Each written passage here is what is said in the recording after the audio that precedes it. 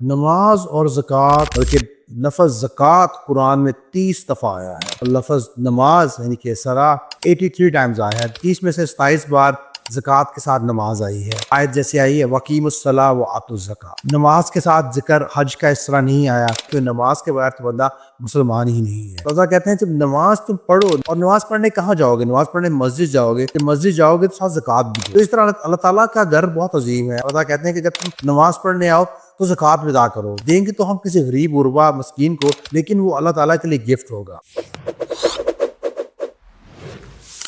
نماز اور زکوٰۃ کا آپس میں کیا رشتہ ہے؟ قرآن کریم میں اکٹھے ان کا ذکر کیوں ہے؟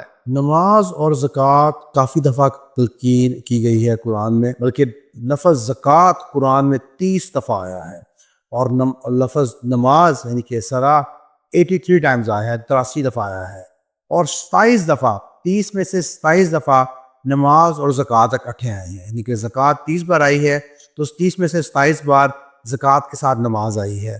بار بار کہا گیا ہے، جو آیت جیسے آئی ہے وَأَقِیمُوا الصَّلَاةَ وَآتُوا الزَّکَاةَ، یہ کہ نماز قائم کرو اور زکوٰۃ ادا کرو۔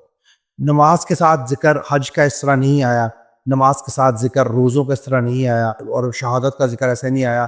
5 ہی رکن ہیں اسلام کے، ان 2 رکن کو کافی زیادہ تعالیٰ نے اکٹھے کیا ہے، 27 بار ان دونوں کو اکٹھا تذکرہ کیا ہے، یعنی کہ بہت ایمفسائز، بہت زور دیا ہے کہ نماز قائم کرو اور زکوٰۃ دو۔ دیکھا جائے تو شاید بہت ضروری رکن، بہت زیادہ ضروری رکن بھی 4 اور 5 پلرز یہ 2 ہی ہیں کہ نماز کے بغیر تو بندہ مسلمان ہی نہیں ہے۔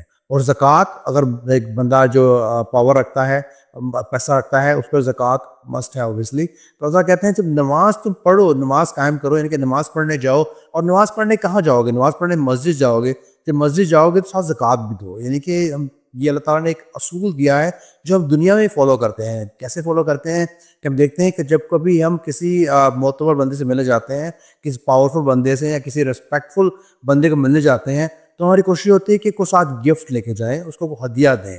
تو اس طرح اللہ تعالیٰ کا گھر بہت عظیم ہے۔ اللہ تعالیٰ کا اوبیسلی جب مسجد جاتے ہیں تو وہ ان باقی گھروں سے بہت زیادہ معتبر ہے، بہت زیادہ عزت والا ہے۔ اللہ کہتے ہیں کہ جب تم نماز پڑھنے آؤ تو زکوٰۃ بھی ادا کرو۔ دیں گے تو ہم کسی غریب غربا مسکین کو، لیکن وہ اللہ تعالیٰ کے لیے گفٹ ہوگا۔ ہمیں چاہیے کہ جب نماز پڑھنے جائیں تو ہم ضرور رستے میں جاتے آتے کسی غریب کو دیکھیں، اس کی مدد کریں اور زکوٰۃ دیں۔ تو گویا بہت زیادہ امپورٹنس اللہ تعالیٰ نے قرآن میں اس پر دی ہے، اس لیے اس کو بار بار اکٹھا ہی اللہ تعالیٰ نے بتایا۔ انسان کا دنیا میں آنے کا سب سے بڑا مقصد کیا ہے؟ جی بالکل، انسان کا اوبویسلی بینگ اے مسلم ہم سمجھتے ہیں کہ دنیا میں آنے کا مقصد ایک آزمائش ہے۔ اللہ تعالیٰ نے ہمیں ایک آزمائش میں ڈال کے بھیجا ہے کہ ہم دنیا میں جا کر کیا کرتے ہیں، اور گویا کہ واپس جنت کے مستحق بنتے ہیں کہ نہیں، جو ہر مسلمان کی الٹیمیٹ ڈیسٹینیشن ہے۔ اللہ تعالیٰ ہم سے چاہتے کیا ہیں اس زندگی دے کر، اور کس طرح آزمائش میں ہم کامیاب ہو سکتے ہیں، سوال یہ بنتا ہے۔ اللہ تعالیٰ نے خود قرآن میں اس کے بارے میں بتا دیا ہے۔ ایٹ لیسٹ 3 جگہ پر اللہ تعالیٰ فرماتے ہیں کہ تم میری عبادت کرو اور والدین کے ساتھ احسان کرو۔ یعنی کہ مقصد تو نکل آیا کہ اللہ تعالیٰ کی عبادت کرنی ہے اور اللہ کی مخلوق کے ساتھ نائس ہونا ہے، اور مخلوق میں سے سب سے زیادہ رسپیکٹفل اوبویسلی پیرنٹس۔ اللہ تعالیٰ قرآن میں ایٹ لیسٹ 3 جگہ فرماتے ہیں کہ تم میری عبادت کرو اور والدین کے ساتھ حسن سلوک سے پیش آؤ۔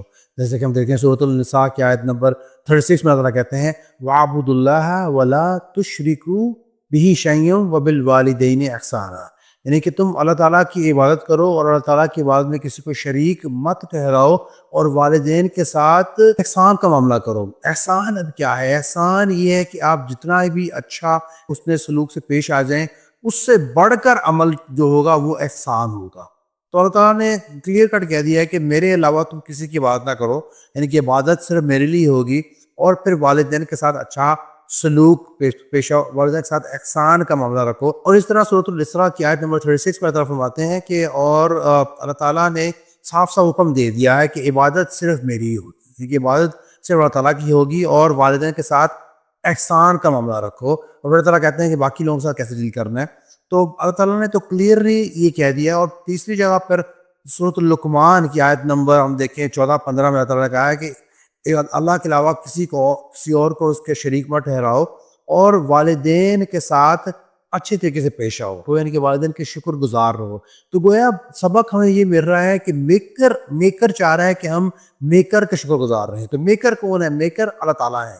اللہ تعالیٰ نے تخلیق کیا ہے، سب کچھ پیدا کیا ہے، تو اللہ کہتے ہیں سب سے پہلے تو میرے شکر گزار بنو، میری عبادت کرو، اللہ کی عبادت سب سے پہلے کی جائے گی، اللہ کا شکر سب سے پہلے ادا کیا جائے گا کہ اللہ تعالیٰ نے سب کچھ پیدا کیا۔ پھر انسان کو دنیا میں پیدا کس نے کیا؟ تو وہ اللہ کہا ہے والدین نے تمہیں زندگی دی ہے، تمہیں پیدا کیا ہے، ان کا شکر گزار ہونا بھی تم پر مست ہے۔ تو وہ اصول اللہ تعالیٰ نے بتا دیا کہ جس سے جو میکر ہوگا اس کی رسپیکٹ الٹیمیٹ ہوگی، اور اس کو عبادت کا درجہ قرار دیا گیا ہے۔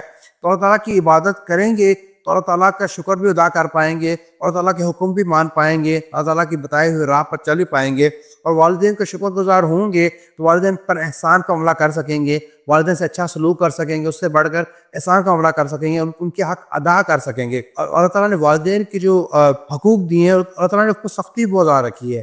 اپنے حقوق اللہ تعالیٰ کو سے اور کوئی شرک کرتا ہے، تو کافر ہو جاتا ہے، کوئی اللہ کو نہیں مانتا، تو اللہ تعالیٰ اس کی سزا ضرور دیں گے اس کے مرنے کے بعد، لیکن اللہ تعالیٰ نے بہت ساری دنیا میں اس کو چھوٹ دے رکھی ہے۔ لیکن ہم دیکھتے ہیں کہ والدین کے جو ناشکرے ہیں، والدین کے ساتھ جو اچھا سلوک نہیں کرتے، ان کی پکڑ دنیا میں بھی ہوگی، ان کو سزا اللہ تعالیٰ دنیا میں ہی دینے شروع کر دیتے ہیں۔ بہت زیادہ ہم دیکھتے ہیں کہ جو لوگ سکھی ہیں، دنیا میں بہت ویلتھی ہیں، اچھے مقام پر ہیں، تو ان میں سے بڑا مشکل ہوگا ڈھونڈنا آپ کو کہ کوئی ایسے شخص ملے جو والدین کے ساتھ اچھے نہیں ہوں گے۔ میجورٹی ان میں یہی ہوگی جو والدین کے ساتھ اچھے ہوں گے۔ ہم دیکھتے ہیں جاہل قسم کے لوگ بہت سارے ہیں جو والدین کو رسپیکٹ نہیں دیتے، تو طرح طرح کی ٹھوکریں بھی وہی دنیا میں کھا رہی ہیں۔ اللہ تعالیٰ ہمیں سمجھنے کی توفیق دے اور اس پر عمل کرنے کی توفیق دے، لیکن مقصد ہمارا دنیا میں آنے کا یہی ہے کہ اللہ تعالیٰ کی عبادت ہوگی، اس کے بعد والدین پر احسان کا معاملہ ہوگا، اور حقوق العباد ہمیں پورے کرنے پڑیں گے، اللہ تعالیٰ کے مخلوق کی مدد کرنی پڑے گی۔